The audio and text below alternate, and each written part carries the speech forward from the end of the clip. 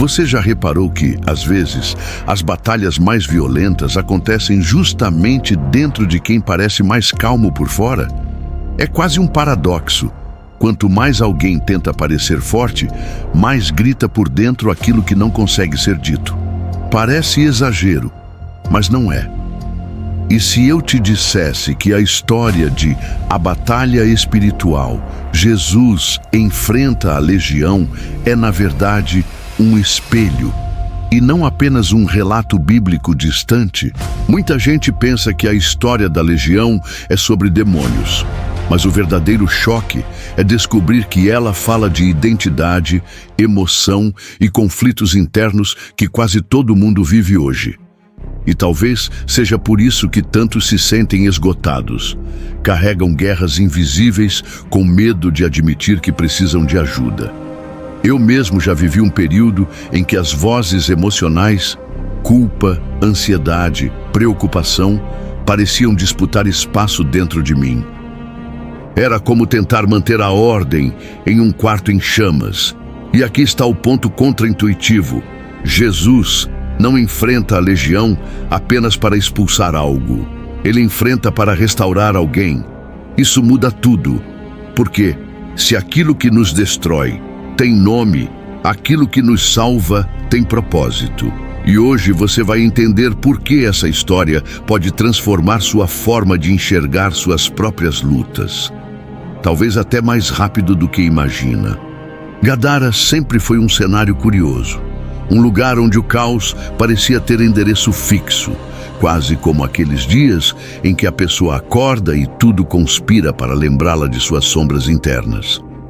O mentor, observando esse ambiente, dizia que muitos vivem assim sem perceber, carregando por dentro aquilo que o mundo espelha por fora. A batalha espiritual. O cenário externo apenas revela o tumulto interno que tenta ser escondido. E é justamente nesse reflexo que a sabedoria começa a sussurrar verdades. Porque, no fundo, todo mundo já teve seu próprio Gadara particular. É interessante notar como, às vezes, o ambiente muda não porque o mundo mudou, mas porque a pessoa mudou por dentro, para pior ou para melhor.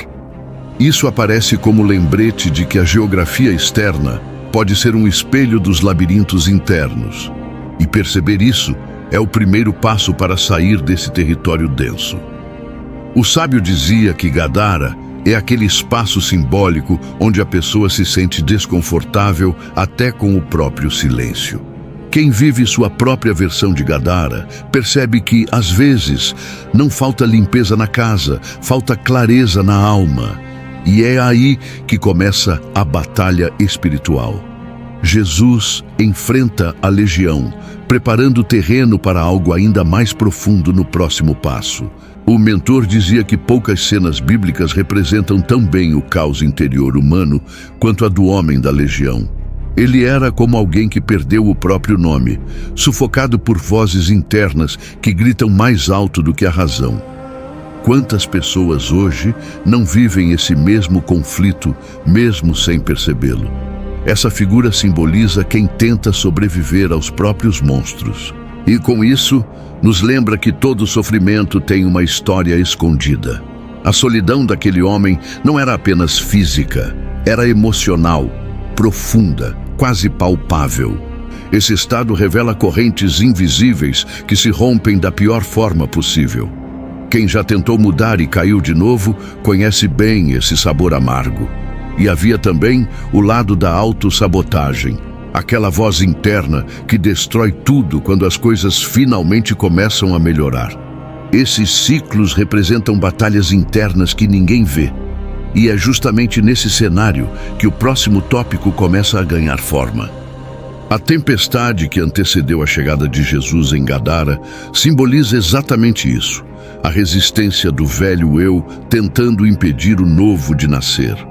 Quem já tentou mudar um hábito profundo sabe como tudo parece piorar primeiro. A tempestade é um prenúncio do que está prestes a ser transformado. É quase como se o universo reorganizasse tudo para revelar o que precisa de cura. A pessoa que entende esse processo já dá o primeiro passo para não desistir no meio da tempestade. A verdade é que a tempestade interna é um indicador de que a luz está chegando mais perto. Quando o coração tenta se reorganizar, tudo aquilo que estava escondido começa a se agitar. Parece desconfortável, claro, mas é necessário. E é justamente no confronto que o próximo tópico encontra sua força. O encontro de Jesus com o homem da legião é uma das cenas mais intensas e reveladoras das Escrituras. Não porque Jesus trouxe conflito, mas porque sua presença expôs tudo o que já estava lá. Ele abraça o caos para reconstruir a identidade, e é exatamente isso que prepara o terreno para a pergunta mais poderosa desta narrativa. Quando Jesus pergunta, qual é o seu nome? Ele não busca informação, ele oferece restauração. É como acender a luz em um quarto escuro. De repente, a pessoa enxerga por onde anda. Muitas pessoas lutam com emoções sem forma, sofrimentos sem nome, dores que nunca foram identificadas.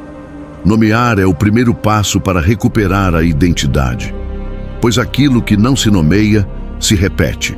Quando Jesus permite que os espíritos imundos entrem nos porcos, ele não está apenas expulsando algo, ele está expondo o impacto real daquilo que aprisionava o homem. Mostra, de forma visual, o que o mal sempre quis fazer: destruir. Ao ver os porcos correndo em desespero até despencarem no abismo, percebemos que o destino final daquele homem teria sido o mesmo. E essa revelação muda completamente a forma como entendemos o que estava em jogo ali. Porcos representam tudo aquilo que tentamos usar como depósito emocional para esconder nossas dores. Mas quando o peso transborda, cai no abismo. Quantas vezes as pessoas tentam segurar cargas internas, jogando-as em distrações, excessos, hábitos destrutivos? Nada disso aguenta por muito tempo. O abismo não é apenas físico, é simbólico.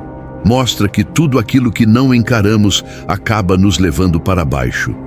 E há um detalhe profundo: os porcos se lançam sozinhos, como se não suportassem o peso do que carregam. Quando o mal perde o controle sobre alguém, ele se destrói rapidamente, porque não sabe existir sem causar dano. Reconhecer a raiz é o que rompe as correntes invisíveis. E a pergunta ecoa para quem lê: qual é o nome da sua luta hoje? Medo, rejeição, culpa, raiva, solidão? A transformação do homem da legião é uma das mais belas provas de que nada está perdido. Ele não apenas foi liberto, foi reposicionado. O homem que antes vivia entre tumbas, agora se torna mensageiro de vida. O trauma pode virar ministério, a dor pode virar missão, a queda pode virar plataforma de esperança. Tudo o que parecia perdido encontra novo significado. E isso se conecta profundamente com qualquer pessoa que já duvidou do próprio valor. A libertação não é o fim, é o começo. E aquele homem voltou para sua cidade como sinal vivo de que a graça sabe reescrever histórias. Esse é o ponto em que o caos se torna missão. Agora que você caminhou por cada detalhe dessa história, a pergunta que fica é simples, mas incômoda. O que você vai fazer com esse conhecimento? E, principalmente, qual propósito você está deixando de viver porque ainda acredita que está quebrado demais?